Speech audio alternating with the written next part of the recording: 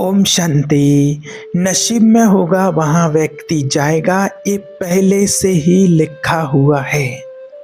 जो नसीब में होगा वहाँ तक व्यक्ति कैसे पहुँच जाता है, आज हम ये जानेंगे।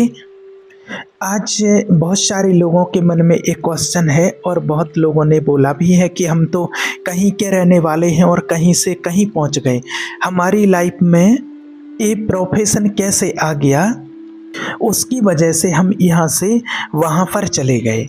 देखो होता क्या है, हर इंसान की नियति पहले लिखी गई है, हर इंसान की नियति पहले लिखी जाती है, इस पर हमारा कोई बस नहीं चलता है।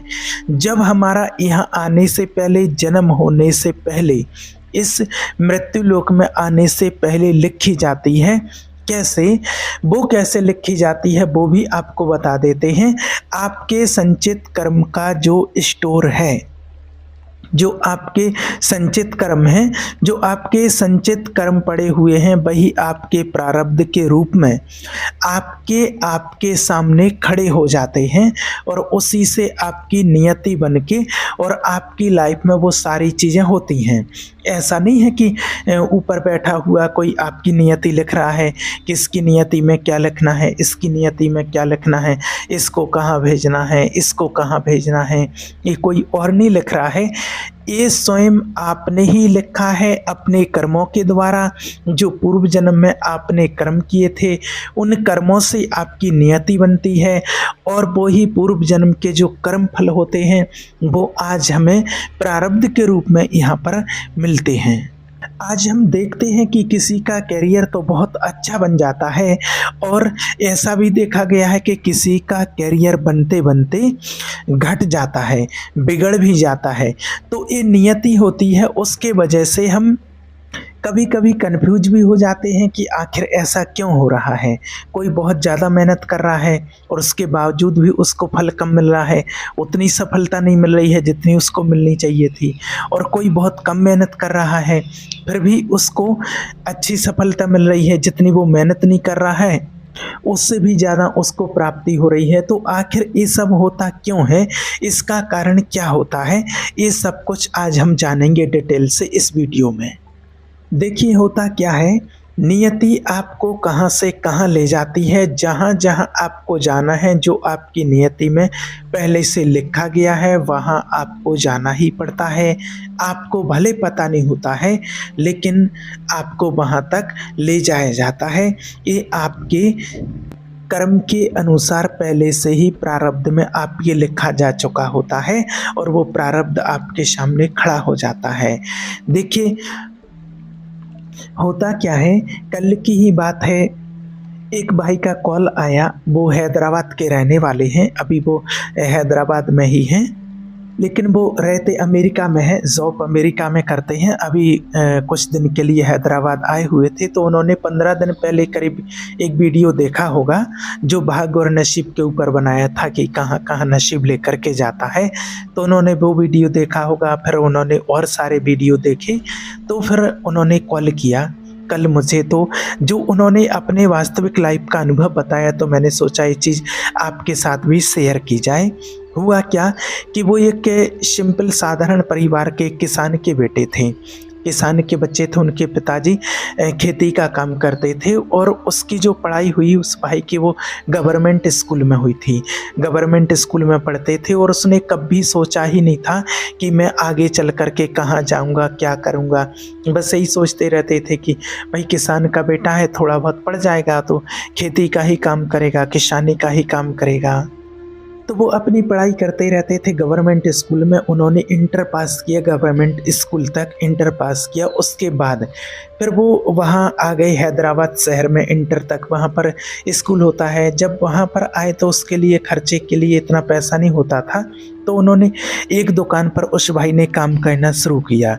एक कोई किराने की दुकान थी, उस पर काम करते थे और फिर अपना पढ़ाई का खर्चा आदि निकालते थे, कोचिंग आदि का सब कुछ करते थे। तो ये वो करते रहते थे, लेकिन मेहनत करता था, रात को जाग करके पढ़ता था और जितनी उससे हो सकता था उतनी मेहनत करता था। जो भी होमवर्क कार्य आदि हो सकता था सब करता था। बुद्धि अच्छी थी, पढ़ने में होशियार था। और उसका एक दोस्त था जो वो प्राइवेट स्कूल में पढ़ता था, वहीं उसी गाँव का वो था, वो अच्छे माने हुए व्यक्ति थे, उनके पास पैसा था, सब कुछ था। वो प्राइवेट स्कूल में पढ़ता था और बड़ी अच्छे से ठाट-बाट से रहता था। तो जब वो इंटर तक आया तो वो भी फिर इंटर पास करके वो भी शहर में आ गया, तो वो तो बढ़िया अपने ठाट-बाट से रहते थे, बढ़िया उनके पास पैसा था, रूम वगैरह सब कुछ बढ़िया, ये सस्ते से रूम लेकर के और रहता था, किराने की दुकान में काम करता था। अब क्या हुआ, जो किराने की दुकान थी, वो तो शहर में तो अच्छे ही व्यक्ति की दुकान होती है, तो वहाँ पर उसका एक बेटा था जो अमेरिका में जॉब करता था, एक बहुत बड़ी कंपनी में जॉब करता था। तो वो उस कंपनी का मैनेजर था। तो ये भाई जब उसकी दुकान में काम करने आता था, उसी टाइम पर वो छुट्टी के दिनों में अपने घर आए थे। तो इसको जब उसने देखा इसका काम करते हुए, इसका पूरी नॉलेज है, उसकी जानकारी ली, कहाँ के हो, कैसे हो, इसकी जब बुद्धि देखी, जब कोई चीज़ लिखते थे और कुछ भी करते थे तो बड़े अच्छे से सारी चीज़ सोच समझ करके काम करते थे। तो उसने देखा कि वो तो बहुत होशियार है। फिर उन्होंने पूछा क्या करते हो, कहाँ से, सारी उसको जानकारी दी।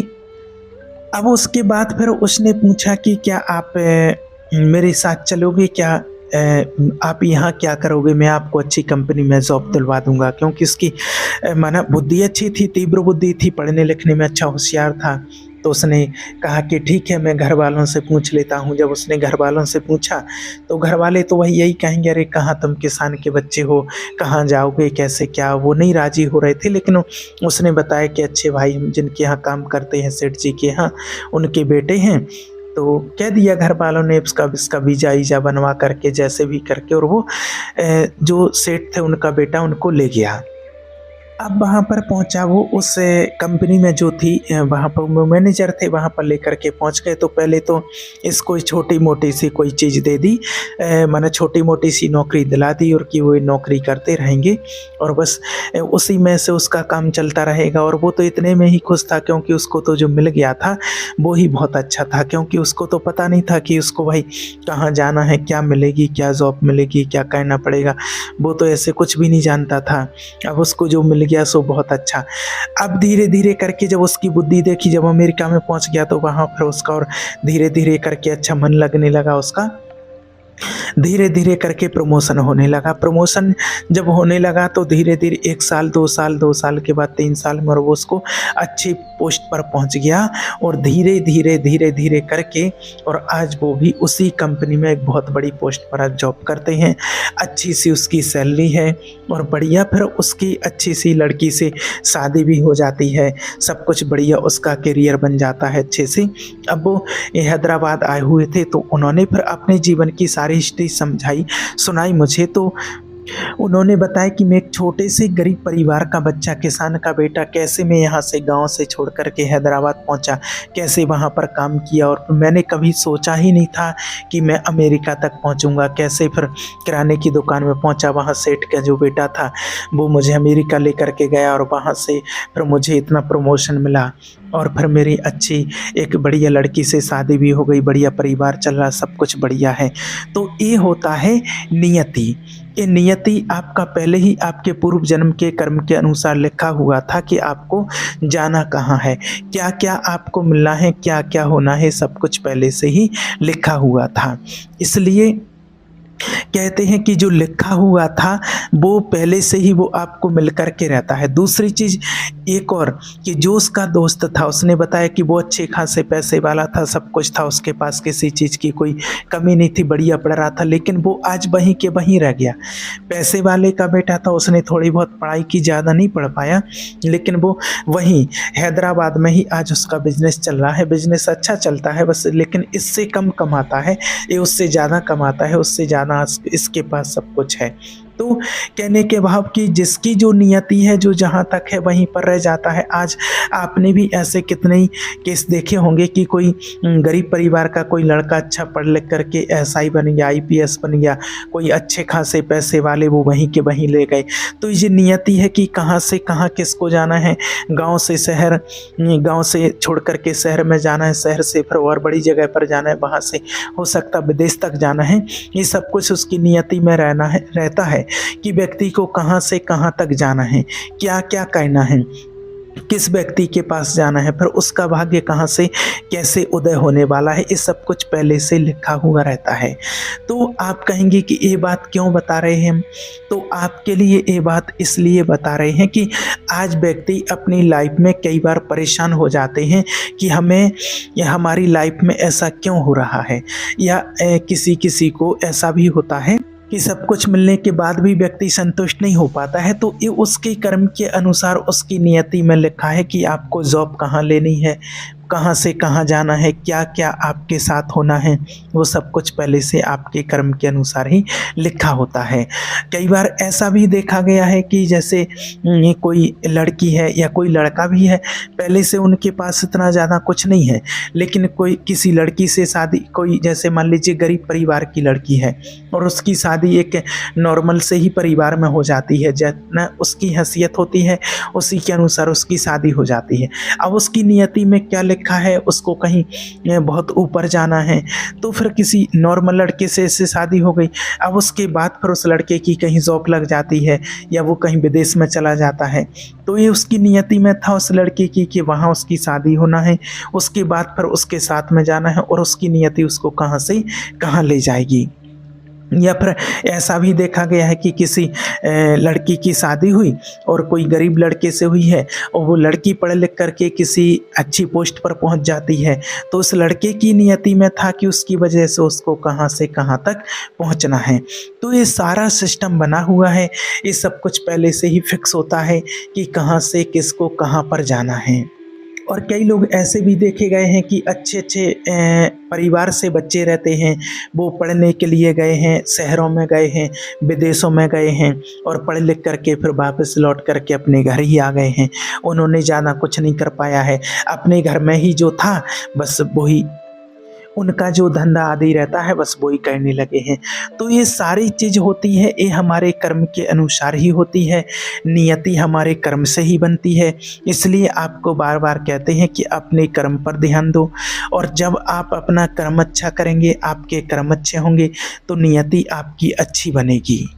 तो जो आपको बता रहे कि पहले से लिखा जा चुका है, तो लिखा क्या जाता है, जो आज आप कर्म कर रहे हैं यही आपका कर्म आने वाले समय में आपका प्रारब्ध बन के आपके सामने आएगा। यही अभी आपका कर्म जो है वो लिखा जा रहा है, अच्छा हो या बुरा हो वो लिखा जा रहा है। और जैसे जैसे लिखा जाएगा, जैसे ही आप अभी कर्म करेंगे वो ही लिखा जाएगा, कुछ और नहीं लिखा जाएगा। ऐसा नहीं होता है कि कोई और लिख रहा है, आप ही अपने कर्मों के द्वारा लिख रहे हैं। जिस व्यक्ति की मैंने आपको स्टोरी सुनाई है, उसने अपने पूर्व जन्म में कुछ अच्छे कर्म किए थे, जिसकी वजह से उसकी नियति में लिखा गया था कि उसको कहाँ कहाँ जाना है, उसकी नियति उसको कहाँ लेकर के जाएगी। तो ये सारी चीज़ें जो होती हैं, अभी आपकी नियति में क्या लिखा जा चुका है, वो पूर्व जन्म के कर्म के अनुसार कि आपको कहाँ कहाँ जाना है, आपको आपका प्रारब्ध कहाँ लेकर के जाएगा। इसलिए आपसे कहते हैं कि अभी आप अच्छे कर्म करेंगे तो आपका प्रारब्ध भी अच्छा बनेगा, बुरे कर्म करेंगे तो आपका प्रारब्ध भी बुरा बनेगा। और कई बार इस बात से भी लोग परेशान रहते हैं कि सामने वाला इतना समझदार नहीं है, इतना नॉलेजफुल नहीं है, इतना बुद्धिजीवी नहीं है, उसके बावजूद भी उसको सब कुछ मिल रहा है, उसके साथ सब कुछ बढ़िया हो रहा, और हमारे पास इतना सब कुछ है उसके बावजूद भी हमें नहीं मिल रहा। हम नॉलेजफुल हैं, बुद्धिजीवी हैं, पढ़े लिखे हैं, उसके बावजूद भी जो मिलना चाहिए, जो प्राप्ति होनी चाहिए थी, जो इनकम होनी चाहिए थी, वो नहीं हो रही है। तो उसका कारण क्या होता है, यही प्रारब्ध जो पूर्व जन्म के कर्म के अनुसार आपको मिला हुआ है, तो यही आपका प्रारब्ध बन करके आपके सामने आता है। इसलिए आपको बार बार कहते हैं कि कर्म श्रेष्ठ होना चाहिए, कर्म अच्छे हैं वही आपका प्रारब्ध बन करके आपके सामने आता है। इसलिए नसीब आपको वहीं ले जाएगा जो आपने अपने कर्मों से लिखा हुआ होगा। इसलिए नसीब को कभी दोष नहीं देना है, अपने कर्मों को देखना है। आपके कर्म अच्छे होंगे तो नसीब आपका अच्छा बनेगा। नसीब आपके कर्मों से ही बनता है, नियति आपके कर्मों से ही बनती है, कोई और नहीं बनाता है, ना भगवान बनाते हैं, ना कोई और लिखता है।